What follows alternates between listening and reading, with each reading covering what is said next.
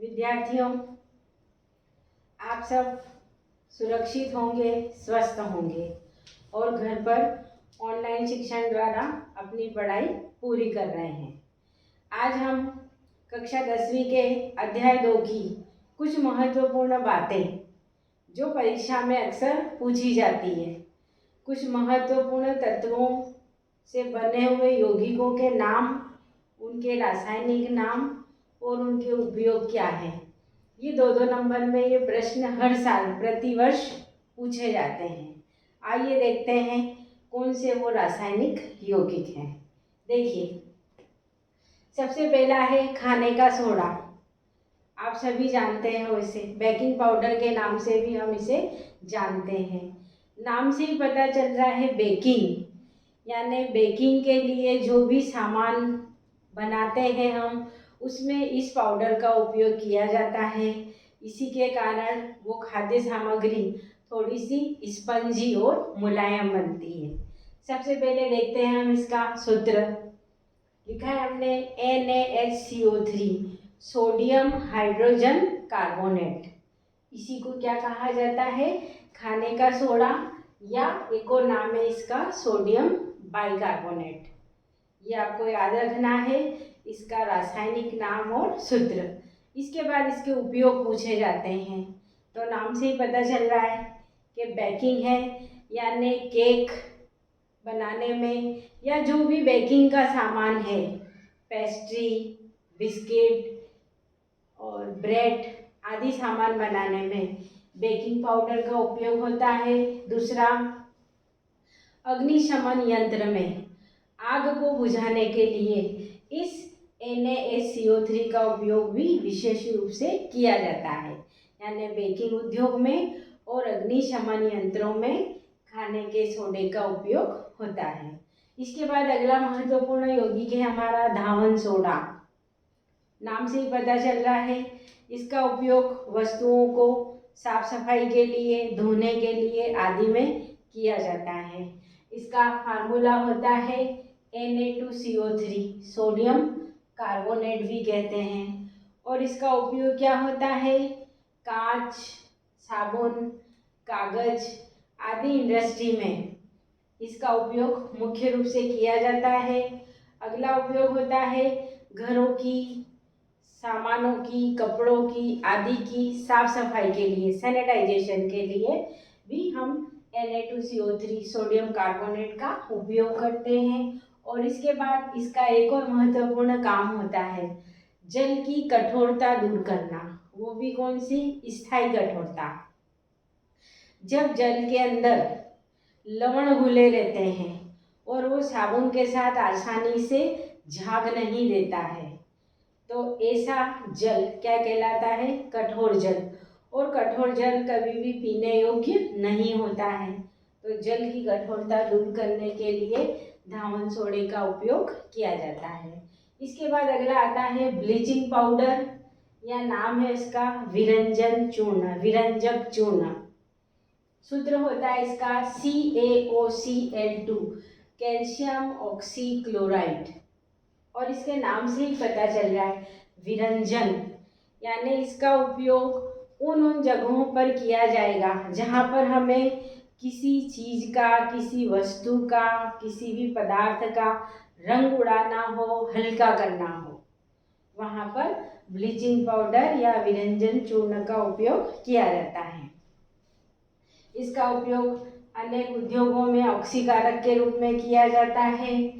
विरंजन की क्रिया में पेपर उद्योग या अनेक रासायनिक उद्योगों में कपड़ों के रेशों का रंग उड़ाने के लिए, ताकि उनमें दूसरा रंग रंग सके, इसके लिए विरंजन प्रोसेस में, और किसी भी लिक्विड को या किसी भी स्थान को रोगाणु मुक्त करने के लिए ब्लीचिंग पाउडर का पोछा लगाया जाता है, या उससे हम उनको धो लेते हैं, साफ कर लेते हैं, तो ये हो जाएगा इसका रोगाणुनाशन के लिए।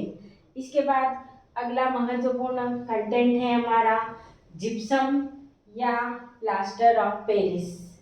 अब सभी ने देखा होगा, हड्डी टूटने पर डॉक्टर के द्वारा प्लास्टर चढ़ाया जाता है। तो ये प्लास्टर क्या है? जिप्सम से ही बनता है।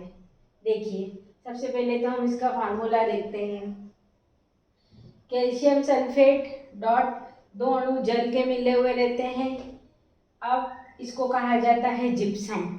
इस जिप्सम को 373 केल्विन पर हम गर्म करते हैं तो इसके अंदर का जो जल निकल जाता है और मात्र आधा अणु जल का इसमें शेष रह जाता है।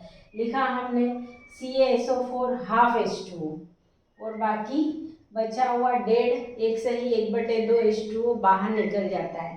तो इसलिए इसमें कम मात्रा में जल है, बहुत कम जल है, इसलिए इसको कहा हमने कैल्शियम सल्फेट हेमीहाइड्रेट।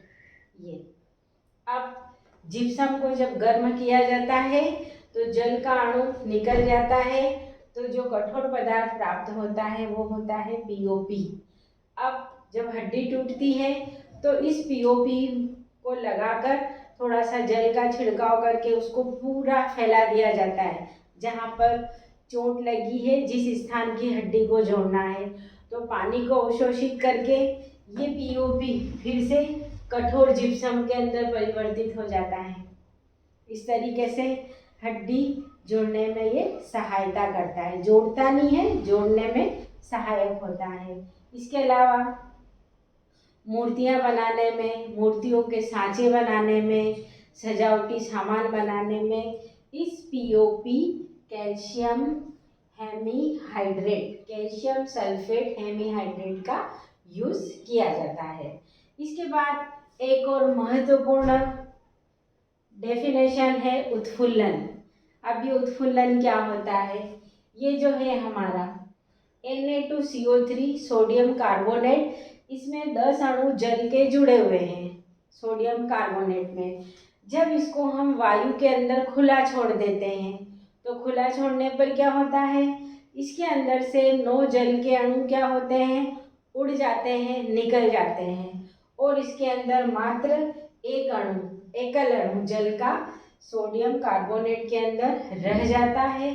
और जब इसको गर्म किया जाता है तो ये वाला जल का अणु भी निकल जाता है और ये Na2CO3 धावन सोडा, सोडियम कार्बोनेट का निर्माण कर लेता है।